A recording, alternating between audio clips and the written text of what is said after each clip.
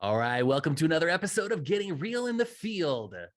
This is the show where we show you about all the things that you hate to do, which is following up, making phone calls, text messaging, email, client events, all the things that you hate to do. So today, are you wondering if there is the ultimate lead machine out there, the ultimate follow-up package, the thing that does all the things where you don't have to go in there each and every day and mess around with your CRM? There So you go. today we're going to explore, what would that look like? What would it take to create the ultimate follow-up machine?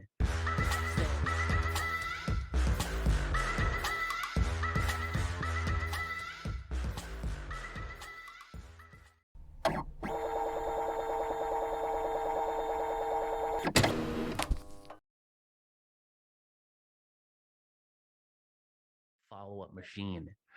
So as we talked about in the pre-show here, the thing that most realtors want is they want a CRM that when you drop in, it's like that Plinko, like in Price is Right, where you just Yep. drop it in there and it goes bleep, bloop, bleep, bloop, blap, bleep, boop, and then money Yep. pops out, right? So I think that's what realtors want. Realtors want that ultimate follow-up machine where they only have to jump in when the leads are hot, and then they follow the hot lead all the way through to the close, so that's like, hey, I want to buy a house. Perfect. What's your price range? Boom, boom, boom. And then you go, all right, let's go look at houses on Saturday. Saturday comes around, you go show houses. They want to make an offer. You make the offer, it goes under contract, and boom, you go to close. Okay. So And so looking. what they want is you got all the leads you're generating, Yep. comes down through the funnel. Your CRM dials it all the way back down to the hot lead again. Sure. Okay. So And yeah, I'm gonna break it down and let's break it down and build this ultimate lead gen system, right? yes. You've got. Are you trying to buy leads or are you trying to build and market? Market yourself and build a sustainable business over time. So I think that it could be both. So let's say I have my own, I'm pretty good at leads, and I'm getting leads from Zillow, I'm getting leads from realtor.com, I'm getting leads from PPC, Facebook. I'm getting leads from variety of lead sources like, Dave Ramsey or Homelight or whatever, where they've Sure. already given me a hot lead. And for whatever reason, from the time they gave me the hot lead to the time I called them, they disappeared off the planet. So all of these leads are getting funneled into your CRM, Yep. and then the CRM does the magic. Okay. So now there's a couple of things in my mind of how you want to nurture. And the thing is that most people, including agents, right? They cut through the process and want to get to the hot leads right away. It just doesn't happen that way. Even if you look at like the leads coming in from Zillow, Realtor.com, or what we do for our clients with like marketing as well too. There's a whole concept of you talk about the funnel and going down to the bottom of the funnel. So there's the top of the funnel, middle of the funnel, and then bottom of the funnel. So the top of the funnel usually like they're not ready yet to be harvested. So you need to be able to not only get their interest, get their attention, see if they're even looking at remotely thinking about buying a home at that point in time, right? And then this next step, if they say, yeah, I'm looking at listings, I'm interested, then the middle of the funnel comes into play. It's like, okay, well, hey, you know, hey, I'm JP Fluellen, and I'm here at the Titan Real Estate team. Look at all the homes that I've helped all these families along the ways. Sure. And that's like, okay, now I'm kind of like connecting the dots as the lead, like, okay, I am interested. I've raised my hand, and suddenly I'm getting all the ads. And this is the retargeting and kind of building a mind share that you want to get an impression on and kind of say, okay, I'm interested. And then finally, then the bottom of the funnel is where you then focus on closing the deal with them, right? They Right. reach out and say, hey, I want to talk to you, JP. I want to work with you. Help me find a home. Let's go look at that home next week, kind of thing, right? Yeah. So there's a couple things there. Yeah, So go within for it. that, so okay. So we all know that every lead that comes in has a specific like a source. So that lead source comes in. So the CRM would know, okay, these leads coming in from Zillow have a certain uh dynamic. Yep. And so that dynamic is predictable. So that dynamic is those Zillow leads have already been called by Zillow before they hit your CRM because Actually, I would even not say that it's been really caught by Zillow. You think about Zillow. Zillow is building their brand, and every lead out there, for the most part, these days they will say, "Oh yeah, I'll go to Zillow," and they start looking around. They start looking around by themselves. Don't want to be bothered by anybody, right? And they just are checking things out, and they get these like ping from Zillow from the app to kind of say, um, "Hey, I got a new house here, by the way." Hey, I got another new house. Check this out, guys. And so they make it convenient for them to kind of hang out there and let them stew and kind of like, for lack of better term, making beer. You let them ferment there in the right. Zillow website. Yes, So right. how do you, and it doesn't have to be Zillow, by the way. It does not have to be Zillow. It could be your website and you just kind of build. So again, going back to Yeah, like think of it like you're the ultimate fisherman and you have all of the lures for every type of fish out there. I love that we're coming out with crazy analogies from even just Yes. And fishing. so like I'm like, oh, I've got my Zillow lure.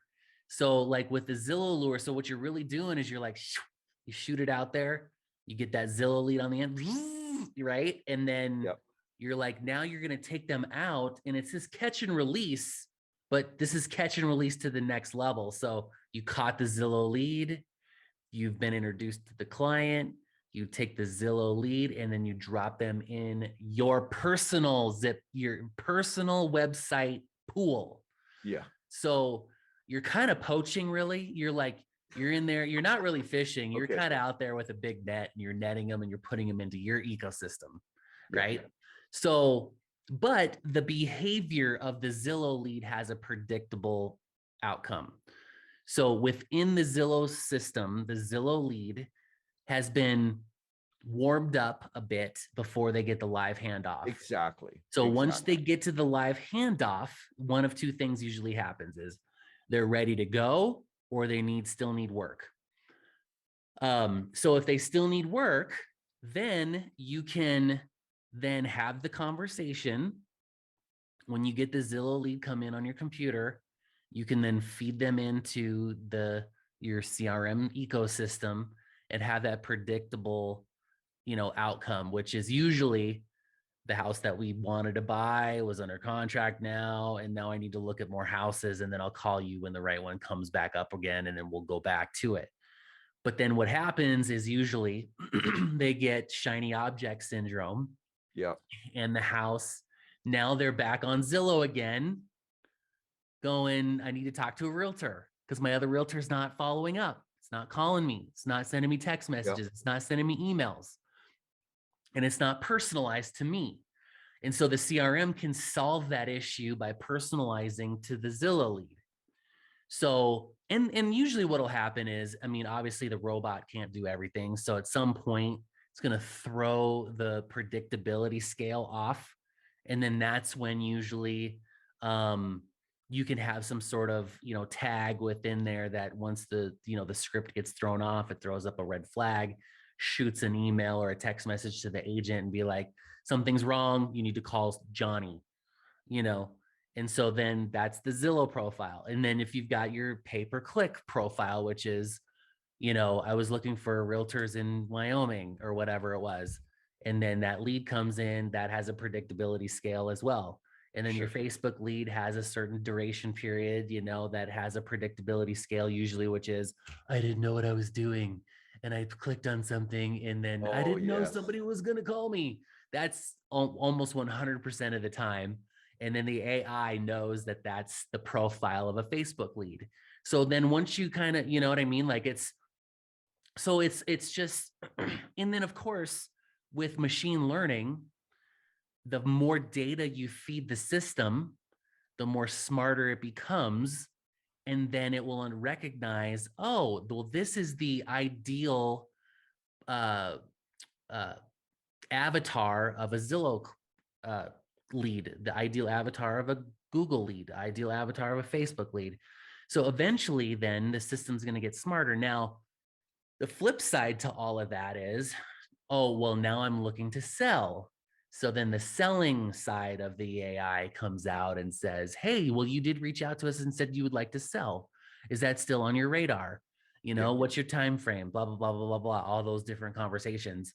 Or you did say you wanted to sell, but we hadn't heard from you. Are you still wanting to sell? Yes. You know, and so, and then the other thing too is like obviously with Facebook leads, oh, are you looking to rent or buy? Because they're, Yeah. you know, because if you're looking to make a move does not mean that I want to buy a house. It could be, yeah, I hate my crappy landlord. I want to move to a different house. Right. Right. So, so I think ultimately, you know, this is why psychology works. Like this is all predictable behavior, you It know. is. It really So is. it's ultimately just, and then the thing is too, is then with retargeting and things like that, like, you know, in the meantime, you throw out things of value like, hey, I didn't know if you knew this, but here's what's going on with the rate market. Hey, I didn't know that you knew that in your area the average sale price is X. Right. Hey, uh, you know, now's a great time to sell because the average, you know, equity position in homes that are older than 5 years is like 20% or whatever the data is, so that you can spark that, like that one little trigger thing that says, hey, I want to do something. Because ultimately it's always follow up and sales. Like, that's Yeah. all it is, you know. And Okay. so the fundamentals are predictable. I think what happens is we as realtors, we start to overthink the thing, and we're like, you know, don't call them at noon because they're eating lunch, you Yeah. know. For sure. Okay. So a couple of thoughts. You hit on a couple of lead sources like the Facebook, Google pay per clicks, or even like Zillow as well too. And if I was to kind of draw a line, and on one end of the line, these guys they've been fermented, or they're ready to be harvested, I guess, so to speak, right? I'm going to use crazy analogies tonight as well too. It's like, so let's say that this is grass that's, or corn. Here, let's use corn since we're talking about land and real estate here. Let's say that if you've got Zillow on one end where it's ready to be harvested, and on the other end, you've got Facebook leads who are, hey, they were just thinking about starting to look for a house. They go out there and see like an ad pop up, and it's like, ooh, maybe I'll start clicking on the ad and check out the house and so forth, right? You've got both ends of the spectrums there. And the way that I think it has to do with the agent's expectations. If you're going to buy Zillow, you're going to pay for more money for those leads, but they're more ready to be harvested. And then you've got the other spectrum of Facebook, where you do have people who are ready to buy, but you have some that are just, not just thinking about it, just not ready yet, right? And so therefore, you have to be patient. You have to wait to watch that little stalk of corn grow up to kind of produce ears of corn, so to speak. Then I hope you like my crazy analogies. And then you got Google in between Zillow and Facebook, where they've got higher intent. And so therefore you don't have to wait as long, because now they're a little big stock with, and you just wait for a couple months and they're ready to start buying as well too. That's higher intent. So it's all about, to me, it's all about intent. And I'm going to say, like, when you reach out with the AI, like, using our platform like Annette, we treat them all the same. You reach out to them, you inquire and see, How are things going? Where are you at? Are you ready to buy? Are you interested in setting an appointment? Those are questions that our system will ask, but we still treat them the same, whether it be a Zillow lead, a Facebook lead, or a Google lead. We check on them just like you would on, hey, are you ready to buy yet? I'm not going to push you. I'm just here to help you. And when you're ready, then we'll connect you to an agent. If you're not ready, let us help you with home searches. Let's refine that and kind of continue to, like you said, follow up. Hey, did you notice this? Here are a couple of listings. Did you check this out? Kind of thing, right? Are you seeing the listings that you want? We can help you refine that. Those are things that will kind of let them ferment a little bit or grow a little bit and then mature a little bit until they're ready to be harvested, so to speak. Hopefully my crazy analogies work. Yeah, no, I get it. I think that some of those can be refined a bit just based on the lead source, though. Yes, on lead source, like like let's say, and tell me if you disagree with this. Lead source, absolutely. Let's say if we, FISBOs, for example, versus expired listings, or what's another crazy one that we typically deal with, for absentee homeowners, right? Those have different messages and outreach that you want to kind of, or even compared to probate as well. Holy smokes, that you want to be very, sensitive to that as well too, right? So absolutely different messages and different approaches to each of those different groups as well too. Yeah, especially if you're buying a cold list that you're uploading into the system. Oh yes, yeah, yeah. So what I'm hearing from you though, ultimately, is the follow-up. You can get different leads, but you want to have different follow-ups that will kind of reach out to and meet. Really, I think the ultimate takeaway for me in this discussion is that you want to meet the lead where they're at in the sales process, in their sales journey, right? Or home buying journey, right? Ultimately, yes. Yeah. If I'm not ready, I'm out 3-6 months. Don't be annoying to me, right? Just, check in with me. Okay, that's fine. Be helpful to me. Send me some listings. Okay, fine. But But if I'm follow up ready, in 1.5 months when they say 3 months. that's One true. and a half months. That's true. And then if you do that, I think that, that would, they'll be meeting them where they're at. If they say, hey, I'm ready now, great. Let me connect you to the agent then. Right. Let's talk then.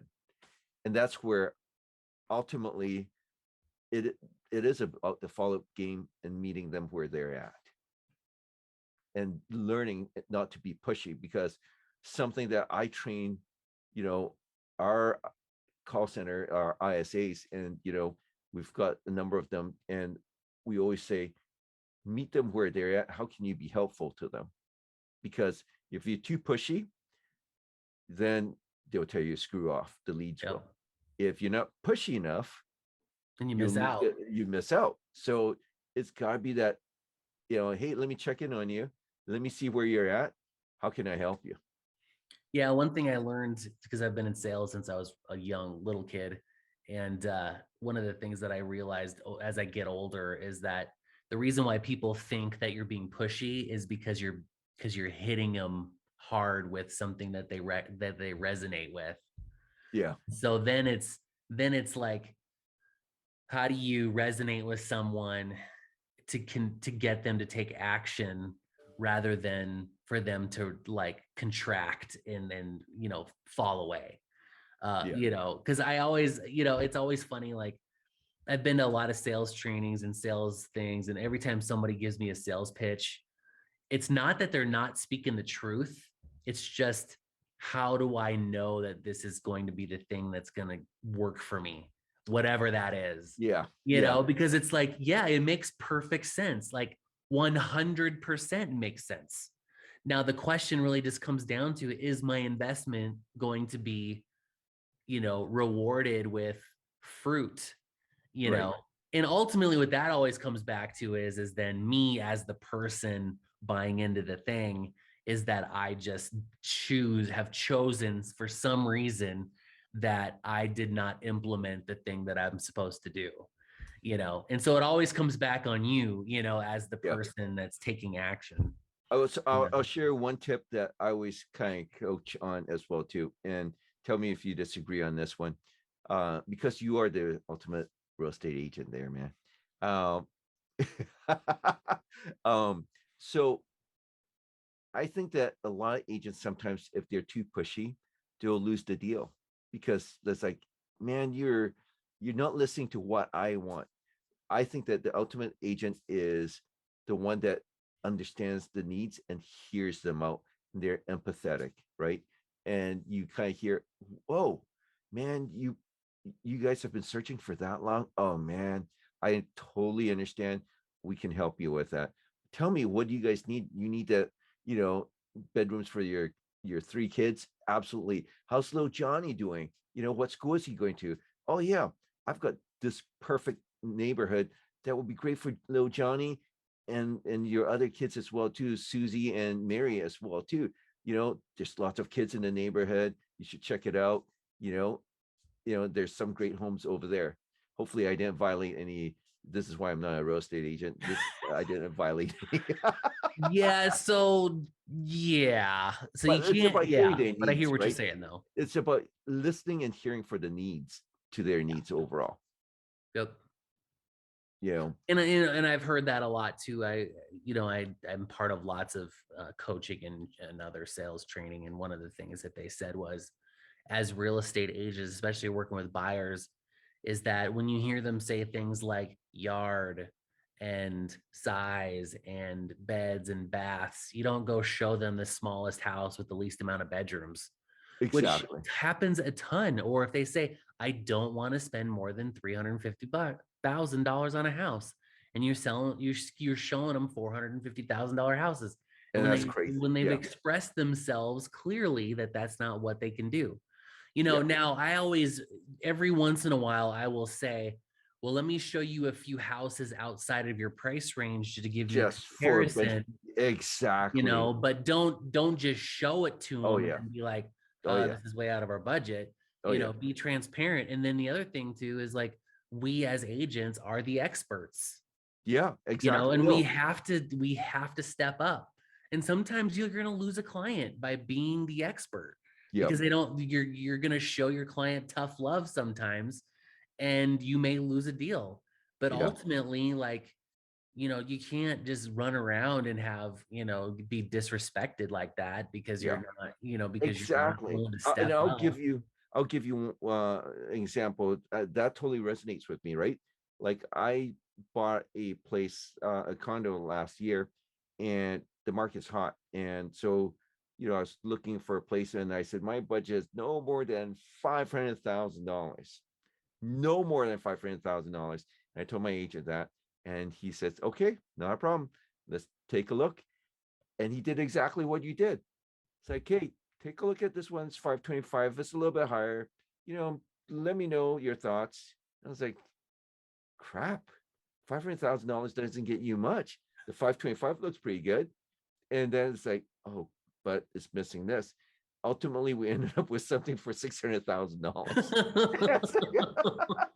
But it was my self-realization, not him pushing me and said, Right. no, you need a $600,000 one, you dumbass. No, it's like, check it out. Do you like it? You don't like it?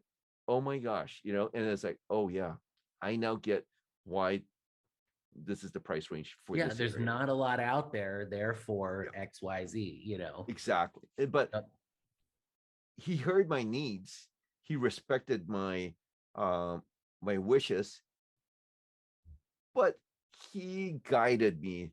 I would hate to say that he fooled me into it, but no, honestly, he guided me to kind of self realize what the market was like. Yeah, So does that answer our question on the ultimate lead gen machine?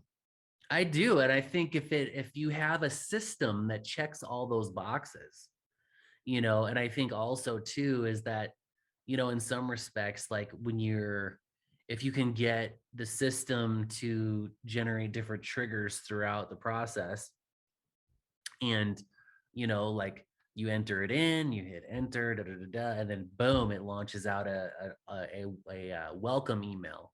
Yeah. You know, congratulations on going under contract. This is the following steps that's going to be, you know, part of the next part of our process. Yeah. Boom, boom, boom. Here's, you know, if you have a transaction coordination team, office staff, all the things, all the phone numbers, all that stuff, which is all part of that process. Then you know, I think you're just going to have such the ultimate follow up, because it's not just following up to get the deal. It's also following up along the way, Yeah. you know? Yeah. Yeah, for sure. I mean, I would tell you, like, one thing I would tell you, in fact, I just talked to my, um, for those who are listening and don't know, I'm part of Fieldnotes, and Fieldnotes has an AI platform. And so to do the things that we're talking about tonight. And one of the things that I do, we've designed our platform to, welcome a lead in, introduce them to real estate, and then kind of like not be aggressive and say, hey, are you looking to buy or sell a house, kind of thing. But what are you looking for? What's causing you to move? And then put them on the nurture, like a nurture in terms of dripping them with listings to look at homes, because ultimately they're not interested in talking to an agent. They're not buying an agent, they're buying a house. So they want to look at homes. And so, it's not meant, and if you can guide them and kind of nurture them, then when they're ready to start transacting, then they can kind of talk to the agent. Yep. And then it's building that SOI business afterwards with the system Exactly. too, Yeah. dripping on them after the sale and letting them know, like, here's what's going on in your neighborhood. And yes, that's where a lot of agents don't do that job very well. 30% of your deals can come from your sphere of influence every single year. Wow, that's a pretty big number, man. It is a big number. So, okay. Well, anything else? I think we're scratching the surface here.